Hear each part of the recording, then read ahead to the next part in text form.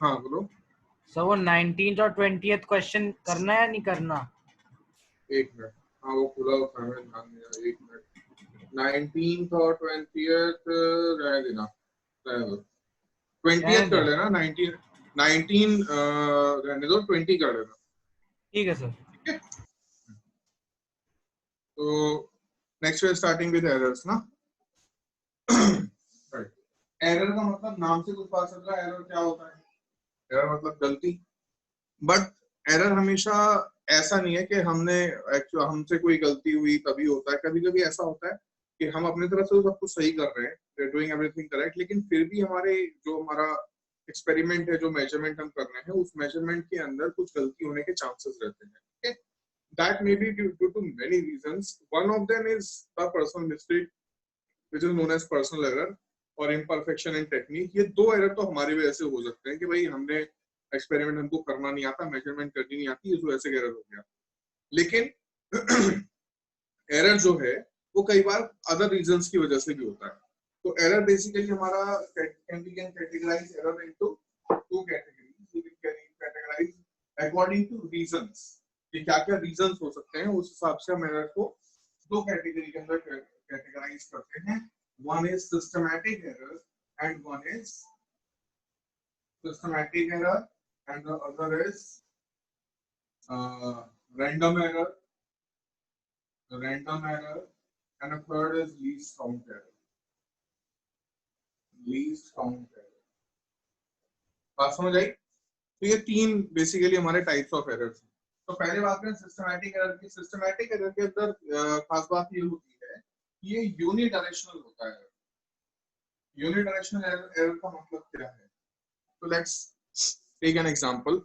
मान लो कोई एक दुकानदार है, शॉपकीपर है, और वो मिलावट करता है।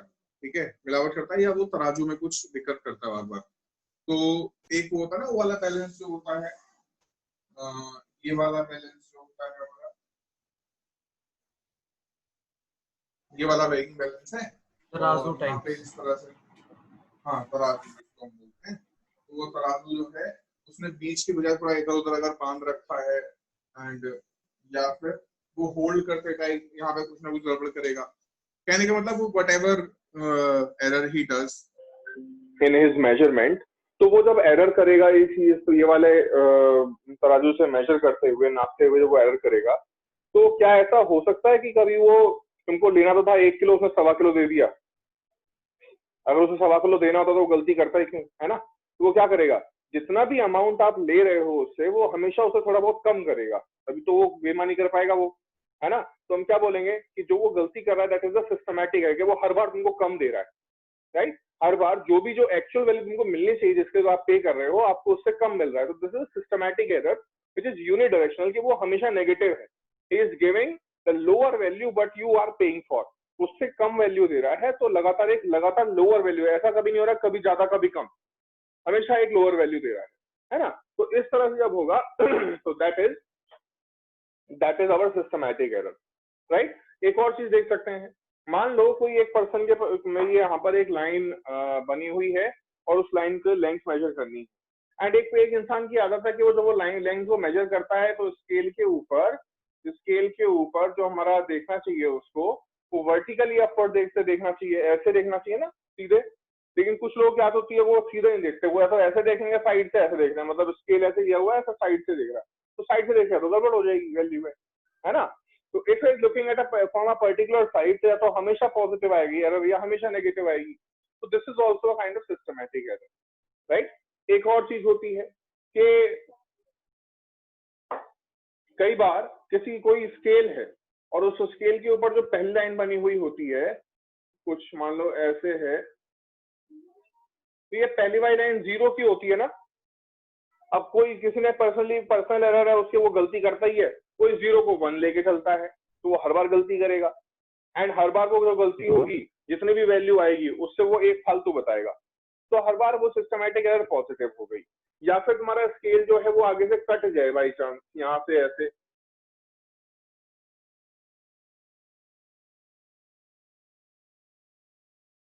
तुमने जो लेंथ फ्रीज हो मेजर गया करे जा रहे सर। हो वो स्केल कटा, हाँ, तो ऐसे से अगर ये स्केल जो है ये एक साइड से कट जाए तो कटने पर क्या होगा कि लगातार जब भी बाई चांस अगर ये स्केल हमारा कट जाता है और आप लेंथ मेजर करे जा रहे हो बिना ये ध्यान दिए कि उसमें जीरो का एरर आ चुका है, तो हर बार वैल्यू जो है कुछ ना कुछ ज्यादा आएगी। जितना वैल्यू एक्चुअल है उससे आप ज्यादा वैल्यू मेजर करोगे। सिस्टमैटिक एरर का एग्जांपल समझ आ रहे हैं कि सिस्टमैटिक एरर वो होता है जो यूनिडायरेक्शनल है, जिसमें या तो रियल वैल्यू से हमेशा आप ज्यादा वैल्यूज मेजर कर रहे हो या फिर रियल वैल्यू से हमेशा आप लोअर वैल्यूज मेजर कर रहे हो। Understood? Understood everyone? Yes, sir. So these are the unidirectional errors. Random error नाम से पता है रैंडम होती है, तो they are bidirectional errors. ये दोनों डायरेक्शन में हो सकती हैं, they can be any direction. ये बाई डायरेक्शनल एरर्स होती है। Most of the bidirectional error या हमारी रैंडम एरर्स जो होती हैं, these errors are due to environmental changes. कुछ मतलब हम अपने तरफ से नहीं करते, कुछ एनवायरमेंट के अंदर या फिर एक्सपेरिमेंटल कंडीशन के अंदर कुछ ऐसा हो गया जिसकी वजह से ये एरर आई। जैसे फॉर एग्जाम्पल अगर हम पेंडुलम का टाइम पीरियड मेजर कर रहे हैं उसको करके, और कोई खिड़की खुली हुई है और हवा का झोंका आ गया, तो पेंडुलम को डिस्टर्ब कर देगा। And when it will disturb the pendulum, तो हमारा जो टाइम पीरियड है अफेक्ट हो जाएगा। तो इसका मतलब करेक्ट मेजरमेंट नहीं हुई। अब जब वो आया हवा का झोंका, तो वो कम भी कर सकता है, ज्यादा भी कर सकता है, डिपेंडिंग अपॉन किस डायरेक्शन से आया, कैसे पेंडुलम मूव कर रहा था। एक तरीका ये हो सकता है कि, और दूसरा ये है कि आप मान लो कोई वोल्टेज एलिमिनेटर लेकर के और रेजिस्टेंस ऑफ वायर मेजर कर रहे हो, पीछे से वोल्टेज अचानक अप डाउन हो गई तो वहां गड़बड़ हो जाएगा।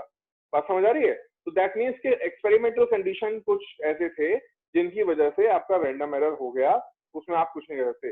ठीक है, और दिस इज इट। तो दिस इज हमारा रैंडम एरर। अब ये चक्कर है लीस्ट काउंट एरर क्या होता है, इसको समझते हैं। तो लीस्ट काउंट एरर नाम से पता चल रहा है, it is due to the least count, due to the least count of instrument. ठीक है, जैसे अब ये वाला एरर भी जो है प्लस माइनस दोनों में हो सकता है। ये भी मतलब kind of a random he error है, लेकिन इसका रीजन थोड़ा अलग है। बाकी एरर्स को आप थोड़ा मतलब कम ज्यादा कर सकते हो, एलिमिनेट कर सकते हो, बट इसको एलिमिनेट नहीं कर सकते। इसका क्या फंडा है ये समझो।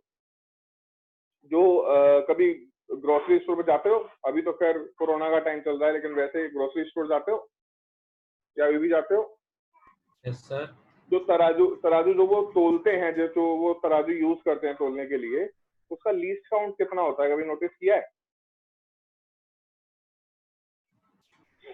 नोटिस किया कभी? नहीं, नोटिस नहीं करा सर, बस इतना मालूम है कि वो वेइंग भी रखते हैं साथ में, वेट्स भी रखते हैं। मतलब डिजिटल वाला, अगर है डिजिटल वाला तो डिजिटल वाला सर नोटिस नहीं करा। हाँ है। अच्छा चलो, अगर वेइंग वाला ऐसा वाला भी, तुम मेरे ख्याल से इसकी बात कर रहे हो ना, इस वाले की, कि कुछ नहीं मैं डायग्राम प्रॉपर बना पा रहा हूँ कि नहीं। तो यहाँ पे एक उनके पास पेन रहता है उसमें रखते हैं, और यहाँ पर दूसरे के अंदर दूसरे के ऊपर वेट्स रखते हैं, उसी बात कर रहे हो ना?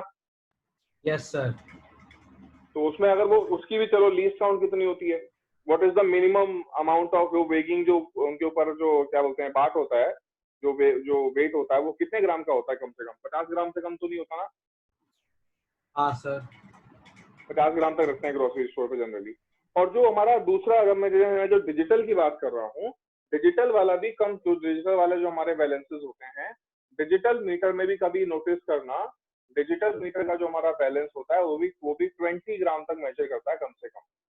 मतलब 20 ग्राम, 40 ग्राम, 60 ग्राम, 80 ग्राम, 100 ग्राम ऐसे करेगा, मतलब कि 20 ग्राम तक बता सकता है। आपको वो ये बताएगा कि 20 है कि 40 है, उसके बीच की कोई वैल्यू, मान लो 34 ग्राम है, तो कैसे बताएगा 34 ग्राम है? नहीं पता चलेगा। मान लो 25 ग्राम है, नहीं पता चलेगा 25 ग्राम। तो 20 बताएगा यार, 20 के बाद तो वो सीधा 40 शो करता है, 40 के बाद सीधा 60 शो करता है। तो बीच में ये हमारी लीस्ट काउंट, मतलब कम से कम वो 20 ग्राम मेजर करता है, उससे कम तो कर ही नहीं सकता। ये बात समझ आई कि नहीं? सर एक हाँ डाउट बोलो। है सर। वो जो उस पे प्लेट रखी रहती है, अगर वो 20-40 ग्राम की सर, लेकिन वो शो तो 0 ही करता है उस पे डिजिटल ना मीटर पे। 20-40 ग्राम जो है वो प्लेट का वेट थोड़ी ना है। 20-40 ग्राम तो मतलब मैं लीस्ट काउंट कर रहा हूँ कि कम से कम इतना मेजर करेगा, मतलब कि आपको 20 ग्राम की रीडिंग शो कर सकता है, 40 ग्राम करेगा, 60 ग्राम करेगा, 80 ग्राम करेगा, 25 ग्राम शो नहीं करेगा। मतलब कि वो 20 के मल्टीपल्स में करता है। जैसे हमारा एक जो स्केल होता है, स्केल के अंदर जो रीडिंग्स आती हैं वो किस रेंज की होती हैं? हाँ भाई, वो 1 मिलीमीटर कम से कम होता है ना, 1 mm 1 mm 1 mm 1 mm 1 mm, 0.5 mm तो नहीं शो कर सकता। सिमिलरली ये जो मीटर स्केल होता है, ये सिमिलरली इनका जो वेगिंग स्केल होता है वो 20 ग्राम में होता है, 20 40 60 80 100 ऐसे होता है। बात समझ आई? सर हाँ सर, वैसे सर 20 ग्राम वाले मल्टीपल्स तो नहीं देखे सर, 10 वाला हो सकता है। नोटिस करना 10 वाला भी हो तब भी एरर आएगा। मैं बताता हूँ एरर कैसे आता है। कभी एक चीज और नोटिस करना, मान लो कभी तुमने शुगर या कोई भी जो दाल है, शुगर है, कुछ भी लेने गए दुकान पे, तो दुकानदार को कभी एक चीज नोटिस करना, चाहे ये वाला तराजू हो चाहे ये वाला हो, दोनों में बात है, वो कभी भी ना धीरे, मतलब जैसे मान लो ज्यादा पड़ गया कोई चीज, जैसे मान लो हमने इसके ऊपर हमको तुमको चाहिए था 1 किलोग्राम, ठीक है, तो 100 होने चाहिए रीडिंग, मतलब ऐसा कुछ होना चाहिए। अब जब वो इसके ऊपर ना वो शुगर डाल रहा है, डालते डालते डालते डालते वो क्या करेगा, वो शुगर को अगर बाई चांस ज्यादा पड़ गई, मतलब 1 किलो से ज्यादा पड़ गई, 1 किलो 100 ग्राम पड़ गई, तो फिर वो क्या करता है, वो ऐसे धीरे धीरे नहीं निकालेगा, वो एकदम से काफी सारी निकालेगा और फिर धीरे धीरे डालेगा उसके अंदर। जब बिल्कुल रीडिंग आ जाएगी तब उसके बाद उसको हटा लेगा। कभी नोटिस करना ये बात? यस सर, हाँ सर, ये मैंने की। यस सर, 1 किलो 100 ग्राम अगर चला गया तो वो ये नहीं करेगा कि 1 किलो 100 ग्राम में से छोटा थोड़ा करके वही 100 ग्राम ही निकाल ले, तो निकालना ही तो है 100 ग्राम निकाल ले, लेकिन नहीं, वो जो 150 ग्राम निकालेगा फिर धीरे धीरे 50 ग्राम डाल के उसको पूरा करेगा। अब ऐसा क्यों होता है समझो, ये बड़ा इंटरेस्टिंग फंडा है। होता यह है कि अगर उस जो वेजिंग स्केल था उसकी लीस्ट काउंट अगर 20 ग्राम है, तो इसका मतलब ये है कि 0 से, मतलब जैसे ही वो 11 ग्राम क्रॉस करेगा, 0 से लेके 9 ग्राम तक तो वो 0 रीडिंग दिखाएगा, और या 0 से 10 तक हम बोल सकते हैं 0 रीडिंग दिखाएगा। जैसे ही 11 से लेके 20 ग्राम तक होगा तो वो 20 दिखाएगा सीधे। भाई 2 ही रीडिंग दिखा सकता है, या तो 20 दिखाएगा या 0 दिखाएगा या 20 दिखाएगा। तो होगा क्या, देखो एक्चुअल में जब उसने वो शुगर निकाल ली थी धीरे धीरे, मान लो पहले हमारा ये शो कर रहा है, इस मीटर के अंदर रीडिंग है 980 ग्राम।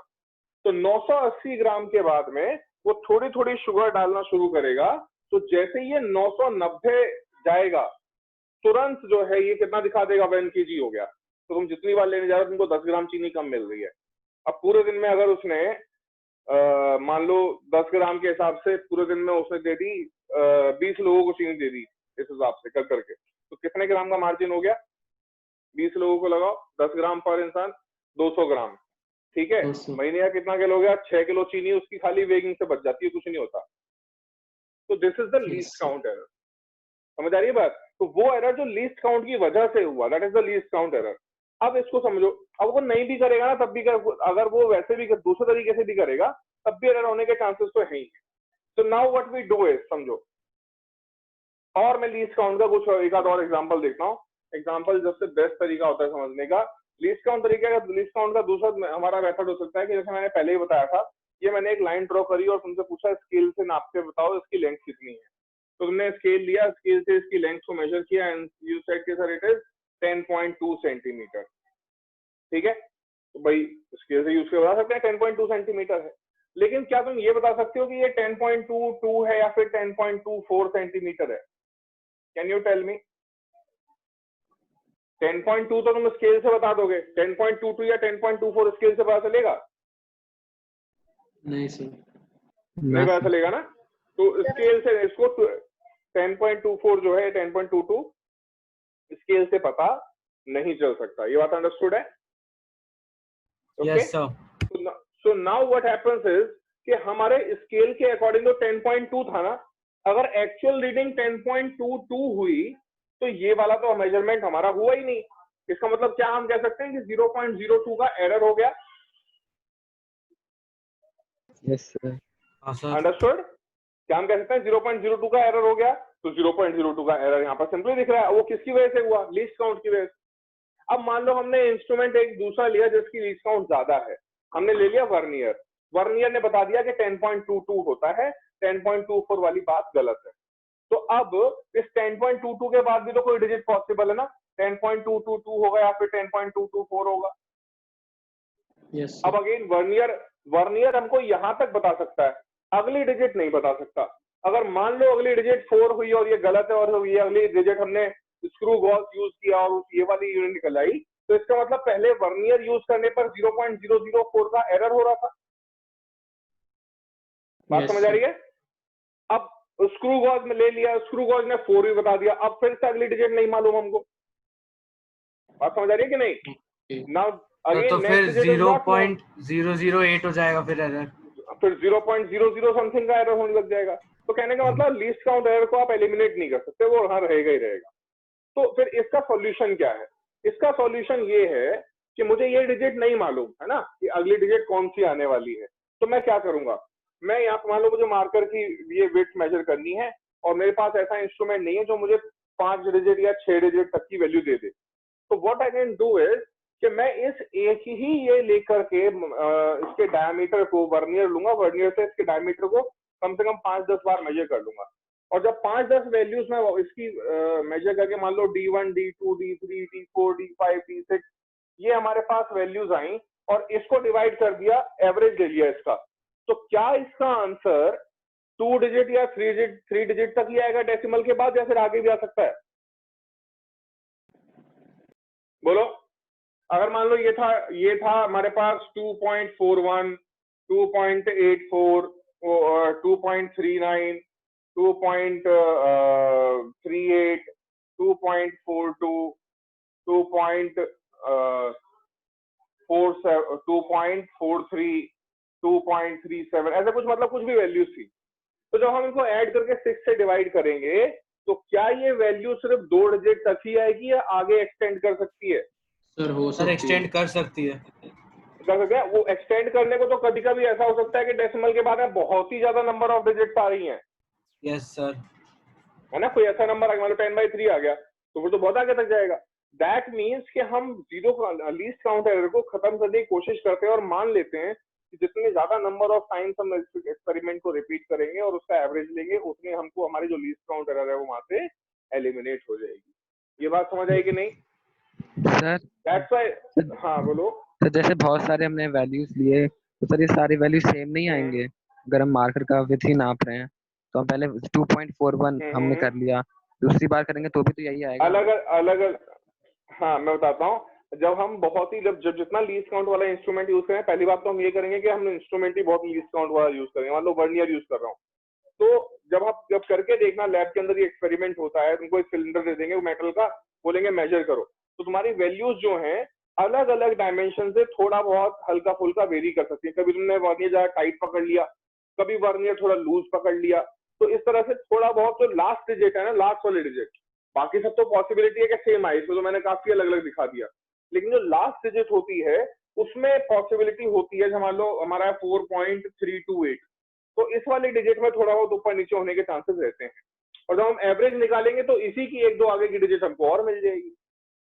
बात समझ आई? तो लैब में करोगे करके देखना। एक और एग्जांपल बताता हूँ, रुको।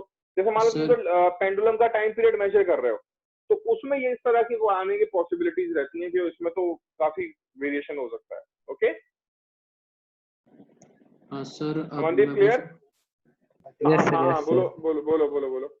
हाँ सर मैं ये कह रहा था सर, ये एवरेज लेके भी सर 99% तक एरर एलिमिनेट हो जाता है सर, लेकिन 100% तक का तो नहीं होगा। मैंने कहा ना 100% नहीं कर सकते। 100% करने के लिए मतलब 100% नहीं कर, जितना मोर number of times you will repeat the experiment उतना बेटर रिजल्ट आएगा, बट 100% एलिमिनेट हम नहीं कर सकते। That's true.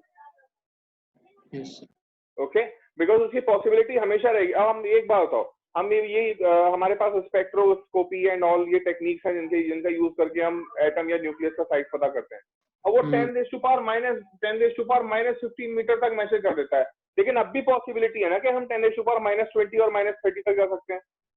Yes sir. तो वो पॉसिबिलिटी हमेशा रहेगी, उसका कुछ हम नहीं कर सकते हैं। ठीक है सर। मतलब समझ आ रहा है लीस्ट काउंट एरर का? Clear everyone? Yes sir.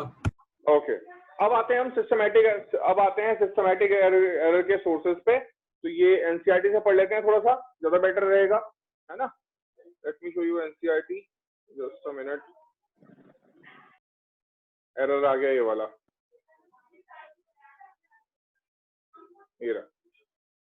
तो सिस्टमैटिक एरर में हमारा फर्स्ट एरर ये दिख रहा है, दिस इज इंस्ट्रूमेंटल एरर। अब इंस्ट्रूमेंटल एरर के अंदर क्या होता है, we can read it out, वो समझ में आ जाएगा आराम से, बिकॉज वो सारे मैंने टाइप्स वहाँ पे डिस्कस कर लिए हैं। So instrumental error is that arise from the errors due to the imperfect design or calibration of the measuring instrument, zero error in the instrument, etc. ये जीरो एरर समझ आया जो मैंने बोला कि अगर तुम्हारा जो इंस्ट्रूमेंट है वो एक एंड से कट जाए, स्केल एक एंड से कट गया तो वो जीरो एरर शो करेगा.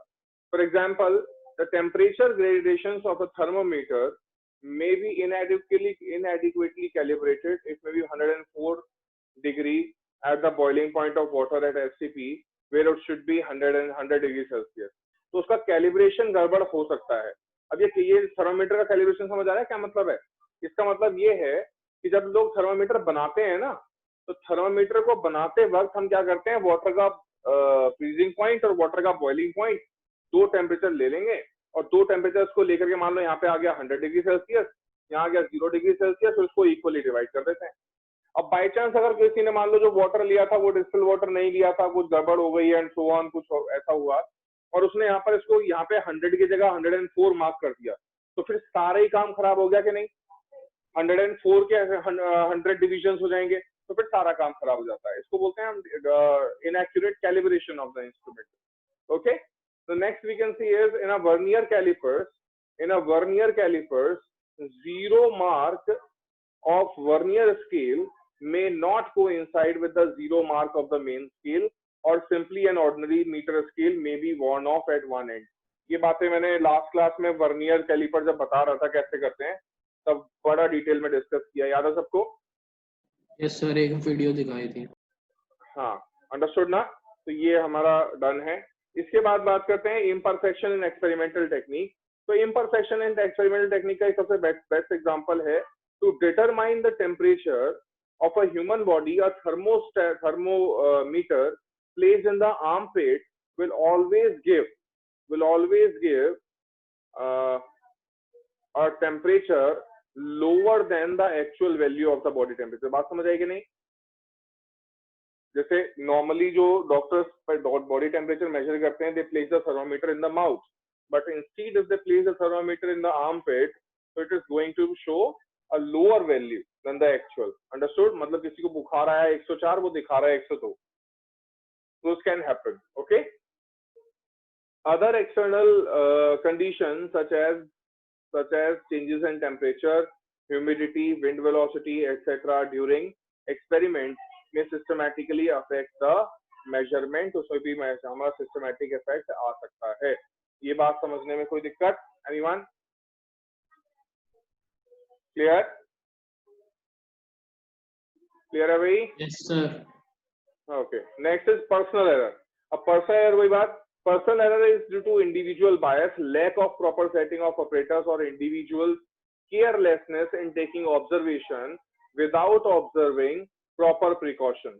अब इसका सबसे बेस्ट एग्जांपल ये हो सकता है, एक हम पर्सनल एरर की बात करें. मान लो तुम्हारा एक दोस्त है जिसको तुमने स्टॉप वॉच पकड़ा दी है और तुम स्टॉप वॉच पकड़ करके मेजर करने की कोशिश कर रहे हो एक पेंडुलम का टाइम पीरियड. ओके, और तुमने उसको बोला कि जैसे ही मैं पेंडुलम को छोड़ूं और तुरंत वो स्टॉप वॉच ऑन कर दियो. अब वो बंदा थोड़ा सा लेजी है, तुमने उसको बोला स्टॉप वॉच ऑन कर दे, वो कर ही नहीं रहा. मतलब हमेशा तुम वो जब ये बॉल तुम यहाँ से छोड़ते हो और छोड़ने पर वो बीच में पहुंचे वो तब ऑन कर रहा है, और वो बेवकूफ को तुम बोलते हो तो रोक, तो वो रोक भी नहीं रहा टाइम पे. तो वो मतलब फिर वो उसका वो पर्सनल एरर हो गया. वो हमेशा वो दिक्कत करेगा, क्रिएट करेगा, क्योंकि वो है ही लेजी. तो फिर ये इस तरह से उसकी वो भी मिस्टेक कर सकता है. Understood? So that is also a personal error.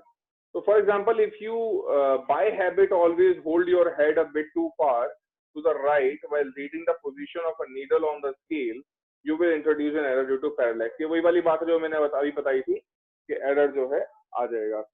Scale को अगर इधर उधर से ऑब्जर्व करने की आदत है किसी की, तो that can create an error.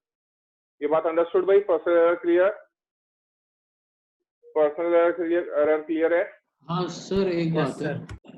हाँ बोलो. सर तो ये पर्सनल एरर्स तो पूरे एलिमिनेट हो सकते हैं ना अगर बहुत ज्यादा केयरफुली. हाँ, ये हो सकता है, बिल्कुल ये हो सकता है. आप इंस्ट्रूमेंट को अपना इम्प्रूव कर सकते हो, बट लीस्ट काउंट वाला आप रैंडम एरर वाले में भी जो कंडीशन आएंगी उसको भी कोशिश की जा सकती है.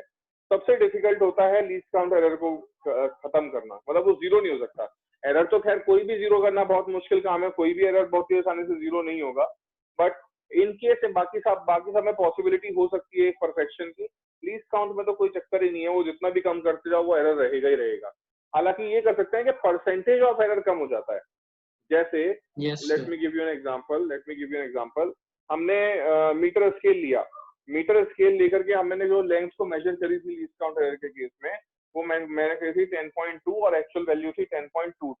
कितने का एरर आ रहा है, कितने का एरर आ रहा है? 0.02 का ना, 0.02 कितनी वैल्यू में? 10.2 में।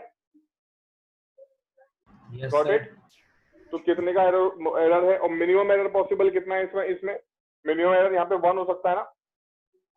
तो what I can say is कि मिनिमम एरर यहाँ पे कितना हो सकता है? 1/10.21।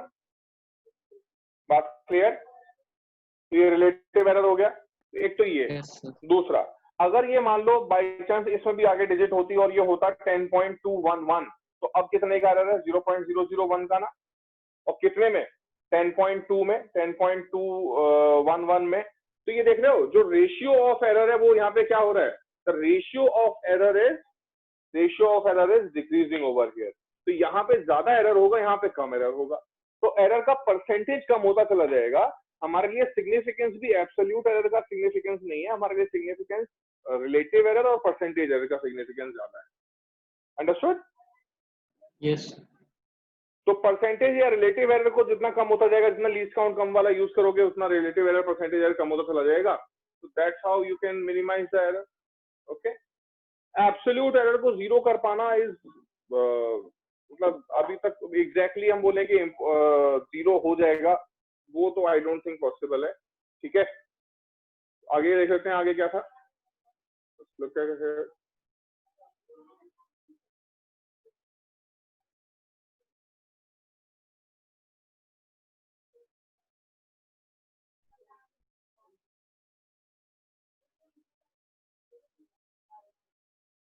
हाँ देखो जरा, तो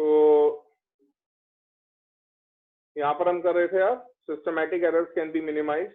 हाँ, ये वाली वही वाली बात है जो अभी बात कर रहे थे। Systematic errors can be minimise by improving experimental techniques, selecting better instruments and removing personal bias as far as possible. Okay, for a given setup, these errors may be estimated to a certain extent and the necessary corrections may be applied to the readings. ये बात समझ आई? ये clear है भाई? तो इसको हम कम कर सकते हैं, इसको हम कम कर सकते हैं। आगे बात आती है रैंडम एरर्स की। तो रैंडम एरर देखें तो the random errors are those errors which occur irregularly and are random with respect to sign and size. These can arise due to random and unpredictable fluctuations in experimental conditions, unpredictable fluctuations in temperature, voltage supply, mechanical vibrations of experiment and so on. So these things can happen. इनकी वजह से दिक्कत हो जाती है, experiment में अक्सर होती है, right? And this can happen. For example, when the same person repeats the same observation, it is very likely that he may get different readings every time. You can do it. You can try it at home. Just take a pendulum and measure time period. देखो हर बार same मिलेगा कि different मिलेगा, ठीक है? Just try it. कोशिश करना करने की। हाँ, अब लीस्ट काउंट क्या है? The smallest value that can be measured by measuring instrument is called least count. All the readings or measured values are good up to this value. मतलब वहां तक तो चलो सिग्निफिकेंटली हमको मालूम है, उसके आगे का नहीं पता है ना। The least count error associated with the resolution of the instrument. For example, vernier caliper has least count of 0.1 centimeter. The spherometer has a least count of 0.001 centimeter. Least count error belongs to the category of random error. बताया ना, कम ज्यादा कुछ भी हो सकता है random error, but within a limited size. Limited size है क्योंकि इससे ऊपर तो हो नहीं सकता, right? अगर आपसे पूछा जाए कि जो हमने रीडिंग अभी करी थी, ये मीटर स्केल से जब आप मेजर करोगे तो कितनी से कितनी एरर हो सकती है, तो देखो जरा भाई, हमने जो लिया था मान लो 10.2 था और एक्चुअल वैल्यू है 10.21, तो जो एरर आ रहा है वो कितना हो सकता है, वो 0.01 से लेकर के 0.09 तक ही हो सकता है, इससे ज्यादा तो नहीं हो सकता ना? क्या इस रेंज से बाहर का एरर हो सकता है? भाई इसके आगे हो सकता है, मतलब इससे ज्यादा नहीं हो सकता। The maximum error can be this, इससे ज्यादा एरर तो पॉसिबल नहीं है ना? या 9 समथिंग कर लो एंड सो ऑन, बट एक लिमिटेड साइज का है कि इतना परसेंटेज ऑफ एरर तक ही होगा, इसका बहुत ज्यादा drastic changes least count error की वजह से नहीं आ सकते। ये बात क्लियर? बहुत ड्रास्टिक एरर्स नहीं होती हैं इसकी वजह से, लीस्ट काउंट की वजह से। तो this is it. Next you can see over here. तो ये बात हो गई। इसके बाद में हमारा limited size, it occurs with both systematic and random errors. If we use a meter scale for measurement of length, it may have graduations at 1 mm division scale, spacing or interval. Using instrument of high precision, improving experimental techniques, etc., we can reduce the least count error. हम कर सकते हैं उसको repeating the observation several times and taking arithmetic mean of all observation, the mean value would be very close to the true value of the measured quantity. Is it understood or not? Is it understood or not? Sir understood. हाँ बोलो। Sir last paragraph में क्या बोल रहे हैं? Last paragraph में कह रहा है कि हम अगर हाई प्रिसीजन के इंस्ट्रूमेंट यूज करें, मतलब कि अगर आप स्केल की जगह वर्नियर यूज करोगे और अपनी एक्सपेरिमेंटल टेक्निक को इम्प्रूव करो, उसमें कोई गलती ना करो, we can reduce the least count error. हम लीस्ट काउंट एरर को कम कर सकते हैं। स्टिल अगर हम उसको खत्म नहीं कर सकते तो we can repeat the observations many times and we can take an average of it. जो भी मैं बात बता रहा था कि एवरेज लेने से हमको आगे की डिजिट्स मिल जाती है। ओके, ठीक है सर, आगे। Right. So this is it, this is it. यहाँ पर ये हमारा जितने भी थ्योरी पार्ट था इसका वो खत्म। आगे हमको समझना है कि जो एरर है उनका फर्दर क्लासिफिकेशन होता है, absolute error, relative error and percentage error. Now ये तीनों चीजें क्या हैं, इसको बड़े आसानी से एक एग्जांपल से समझाता हूँ, ठीक है? चलो लुक एट दिस। अब एक बात का जवाब देना, तुम लोगों में से सर्वेंट है किसी के यहाँ पे? सर्वेंट या मेड? अमनदीप, सात्विक, किसी घर पे? हाँ सर है।